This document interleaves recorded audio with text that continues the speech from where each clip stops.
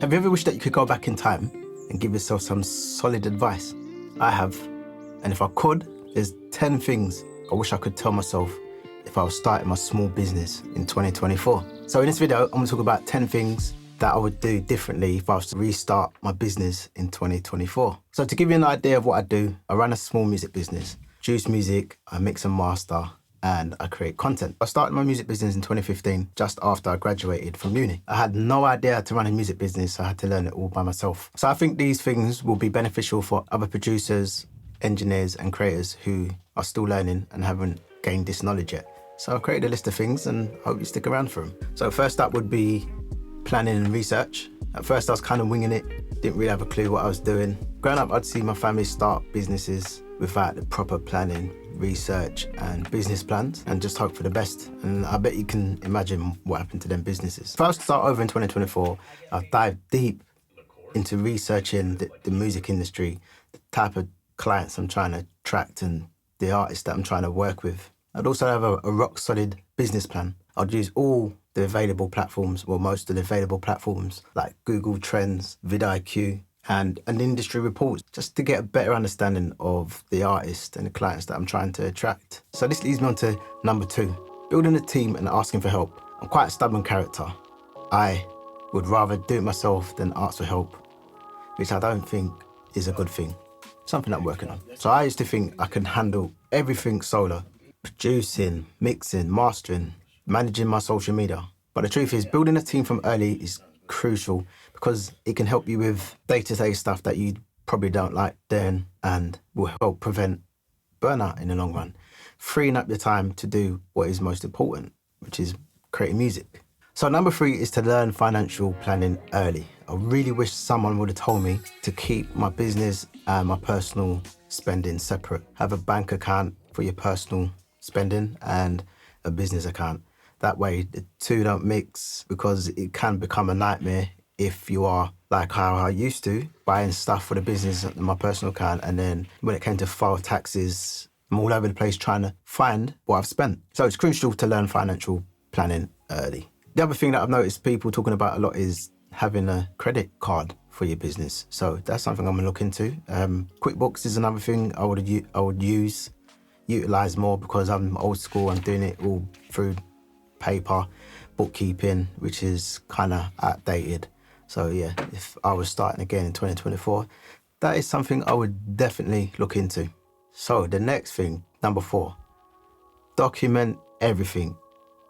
I really wish I did document from the start, because I could be using some of that footage in today's video. I don't have that much documented from when I started. And I've seen a few videos where people said that they were fortunate to have the mindset of documenting early. And yeah, that's something I would have loved to have done, because like I said, not only would I have been able to use it in today's video, but you can also use that to look back on your growth and see how far you've come, see how much you've progressed. I just think it's useful to document everything that you're doing. If I was starting again 2024, that's probably one of the first things I would do. And the beauty of this as well is documenting from early is it allows you to build an online presence. Because you're showing your face, it builds a deeper and personal connection with your audience. Share your struggles, share your victories, share what you feel comfortable with. There's a lot of oversharing, but just do what makes you feel comfortable. So next up is networking and building a community. It's so easy to get isolated in this music industry, but making an effort to connect with other artists, producers and content creators, industry professionals, they can provide support, inspiration and collaboration opportunities. Building relationships with other industry pros, mentors and artists is gold. I missed out on so many opportunities by not collaborating enough. I've seen YouTube producers who have collabed, who had similar numbers to me when I started, early on when I started, and they've literally blown up. Their channels are huge now. And I salute that, because they realized collabing was the way forward. So yeah, I wish I'd have done that early on. If I was starting now, that's something I'd definitely be doing. So get out there, connect with people. You never know who might open the next door for you. Number 5, that was. So on to number 6. What I'd do differently is invest back into the business early on. I've never been used to having money. I've never been used to keeping money. I would have a bit of money and it would just go. Any money where I get like this, Any little change, now enjoyment. No worry about my future. Squandered, spent on silly stuff. Something happened and I'd have to spend it. So anytime I got some money, I would just hold on to it, grip onto it real tight. But anything that you hold onto too tight will eventually go. It doesn't grow. It won't grow your business. Don't do what I did and hold on to your money. So what I would have done, what I would do in 2024 is just any money that I get, put it back into the business, whether that's buying equipment or paying for some marketing or anything that's going to help me to develop and grow the business. I'd also have shiny object syndrome. So plugins and stuff that I didn't really need, because there's always going to be new plugins out there. I still do it now, thinking that the next plugin I buy is the missing plugin that I need to make my music sound the best. Investing in quality equipment and plugins would save you so much time and improve your production quality. The seventh thing that I would do differently is just embrace AI and technology. AI isn't something to fear. It's not, like I've said in other videos, it's not going anywhere. It's a tool there for us to use and enhance our workflow. Using it for tasks like drafting emails or coming up with scripts, generating content ideas, even just managing your schedule can free up a lot of time. Tools like Grammarly for editing and ChatGPT for brainstorming can be an absolute game changer.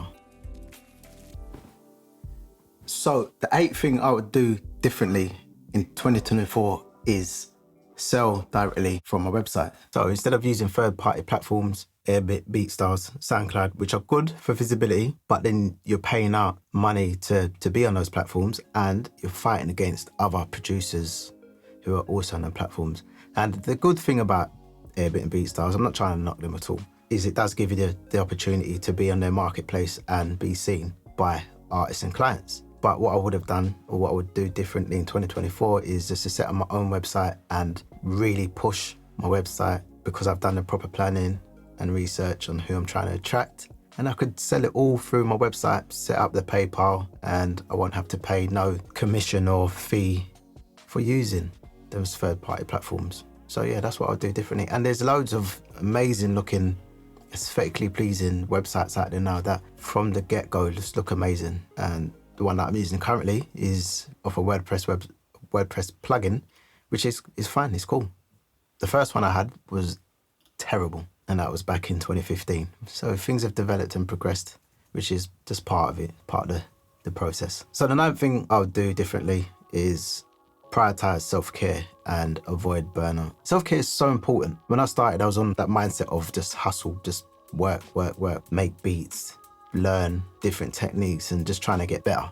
But it did eventually lead to burnout and still does today. Balance is key. Making time for yourself, your family, your friends, your mental health is important, because trust me, a well-rested mind is more creative and productive. The 10th thing I would do differently is a little bit different to the rest, but is just understanding the importance of customer feedback and also not to take things so personal. Because I'll give you an example. I've sent off mixes, I've sent off beats, and there've been times when the feedback hasn't been the best. They didn't like the mix or they didn't like the beat. And before I would take it really personal, I'd question my ability, but that's the wrong thing to do, because music is subjective.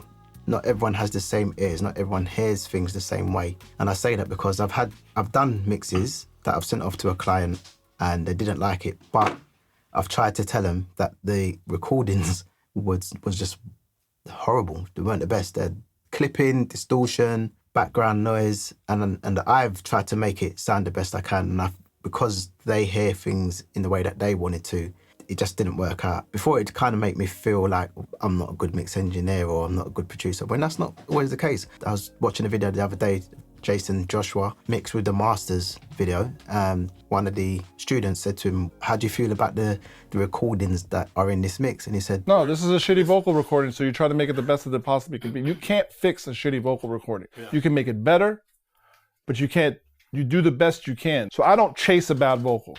I just make a bad vocal as good as I possibly can, and I go on to the next. That just made me realize, just made me feel better myself, knowing that even world-class engineers sometimes get shitty recordings and just deal with it. But what I will say is listen to your customers, because their feedback is just going to help you to develop and just to be the best at what you do.